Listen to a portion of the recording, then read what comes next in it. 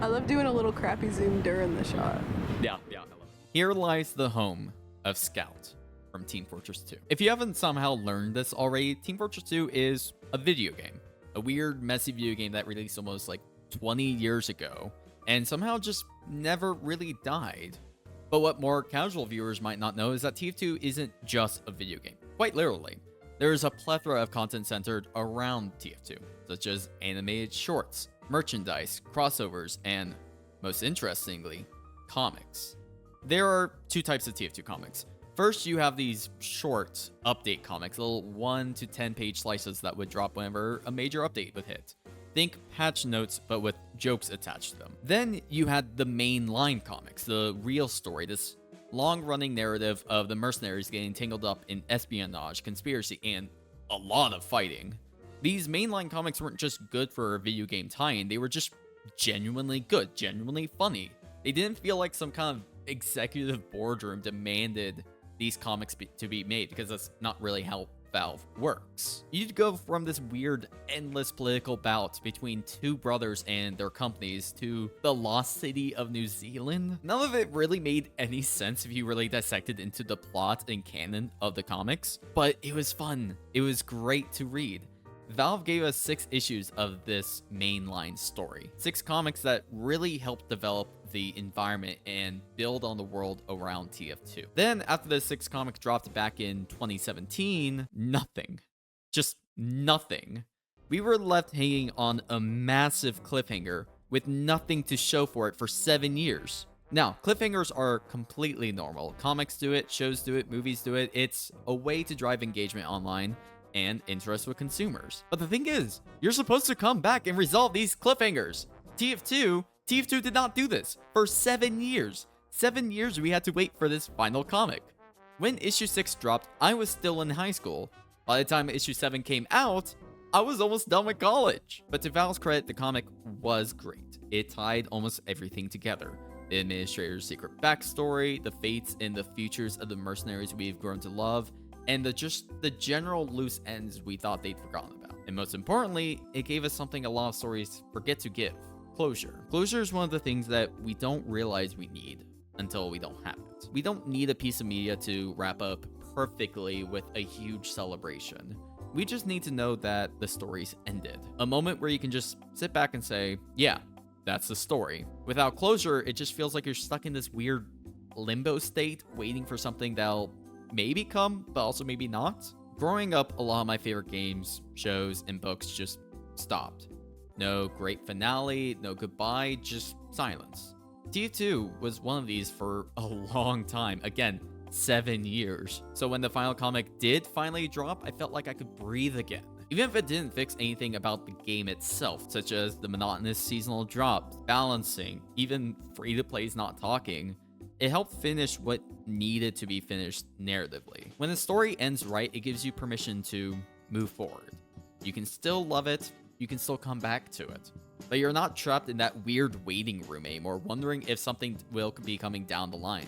You're finally at the end of the line. I'm not saying TF2 is finished or complete or never gonna get any more content again, either with the game itself or with comics, with narratives. Just that the comics helped that feeling of being unsure of what's to come, something all TF2 players are very accustomed to.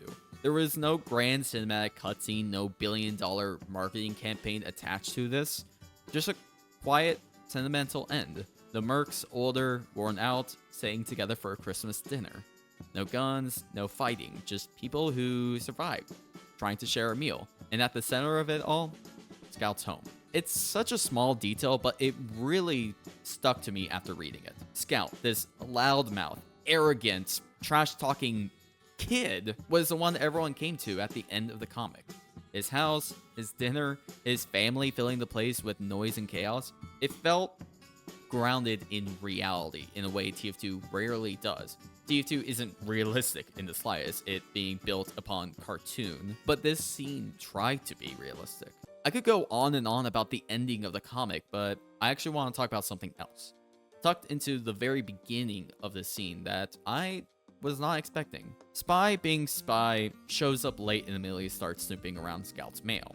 It's probably supposed to be a quick gag, But for some reason, we get this full panel of a piece of Scout's mail, a full address. 10027 Lynn Street, Boston, Massachusetts, 02114. I don't know why I just read that out now that I'm reading through the script.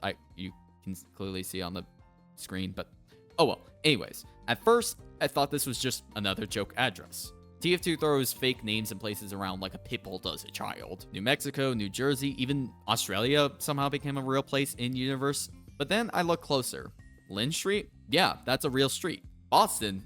Unfortunately real. And even though the zip code's technically off by 1 block, it's accurate enough that real world mail would probably still get to this address. Which made me think that maybe, just maybe, Scout's house was real. And I'm not talking about like the voice actor for Scout. I mean actually Scout from TF2. And as luck would have it, I'm living in Boston right now for college. So the opportunity was right there. How could I not go? So I had my mother buy me a video recorder for my birthday. I dragged along my friend to help me record, and we made a day of it. And what we found was this. Yeah, I literally think that this... Oh no. I think this is literally... I think this is literally just an alleyway. There's no fucking way. Dear God. So, this is Scout's house, I guess. They're... Interesting. Yep, turns out Scout does not, in fact, live in this picturesque upper white middle class suburbia. Instead, he lives in a literal alleyway. In that moment, it hit me. Maybe just maybe, these comics were fake. I'm not saying like the comics are fictional or anything. Yeah, of course it's fictional. I just mean I think the comics were fabricated. Think about it. Even though the comics took place over 50 years ago canonically, it doesn't make sense for a suburban neighborhood to be converted into an area like this, like what we're seeing right now. So I have a theory. What if Scout was the one who made these comics? Maybe Scout didn't live in some bustling, laughter-filled home with family pouring out the doors like the comics portray. Maybe, and this was a horrifying thought, Scout is just a guy who talks big game. Think about it. Of course Scout would hype up his life. Of course he'd make these comics that would brag about family dinners and cozy homes and being the golden boy of Boston. It fits him perfectly. The alleyway was a mistake. It's still canon because Scout did live in this alleyway. He just made these comics to cover it up. So with that totally logical theory in mind, I decided to keep going and make this video.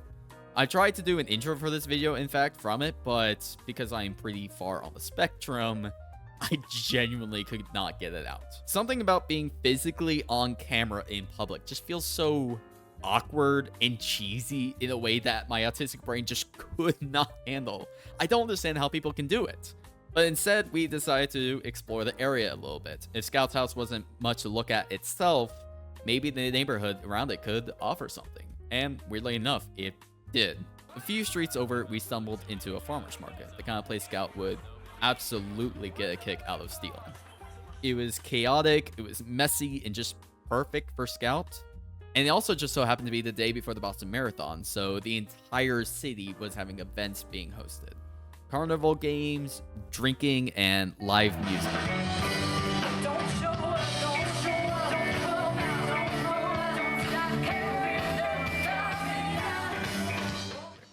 When the final comic initially dropped, part of me wanted someone else to chase down this thread. Someone more professional, more popular, more capable of making a good video. 4 months passed and nobody went. Nobody filmed it. Nobody even took pictures of this place. So I did it. Here you go. This is Scout's home in real life. Maybe this isn't the perfect video. Maybe the scripting is off. Maybe me talking is pretty poor. Maybe it's just messy. But I'm damn happy to have done it. If you're ever in Boston yourself, maybe stop by Lynn Street. Maybe visit Scout's home. Just don't make it like a Breaking Bad situation again. And yeah. Bye.